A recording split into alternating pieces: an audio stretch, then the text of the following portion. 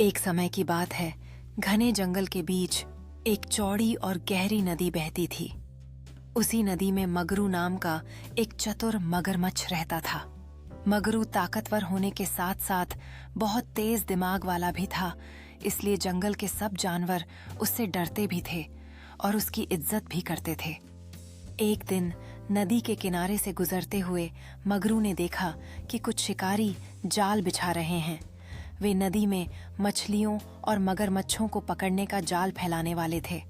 मगरू तुरंत समझ गया कि अगर उसने बाकी जानवरों को चेतावनी नहीं दी। मगरू की बात सुनकर सभी जानवर चिंतित हो गए। उन्होंने उसकी बात को गंभीरता से लिया और तैरकर सुरक्षित स्थानों पर जाने लगे।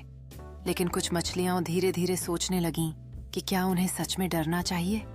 तभी मगरू ने फिर से आवाज दी,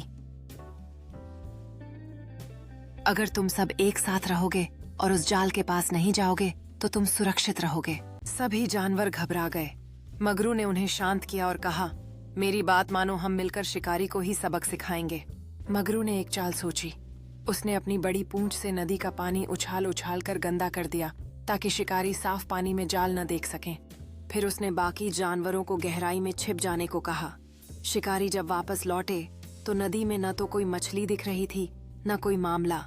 निराश होकर वे अपना जाल। यही सीख सब जानवरों ने ली कि एकता में ही शक्ति है।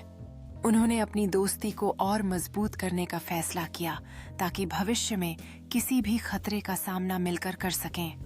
मगरू ने कहा, जब हम एक साथ होते हैं तो कोई भी शिकारी हमें डरा नहीं सकता। चलो अब हम सब मिलकर नदी के किनारे खेलने चलते हैं। इस तरह दिन ढलते ढलते जानवरों ने एक दूसरे के साथ खेलकर समय बिताया। यह उनकी खुशियों का पल था जहां उन्होंने अपने डर को पीछे छोड़ दिया था। मगरू ने उनकी हंसी में शामिल होकर कहा, हर एक दिन एक नई शुरुआत है, बस हमें हमेशा एक दूसरे का साथ चाहिए। इस तरह जानवरों ने एक दूसरे पर भरोसा करके अपनी दोस्ती को और भी मजबूत किया।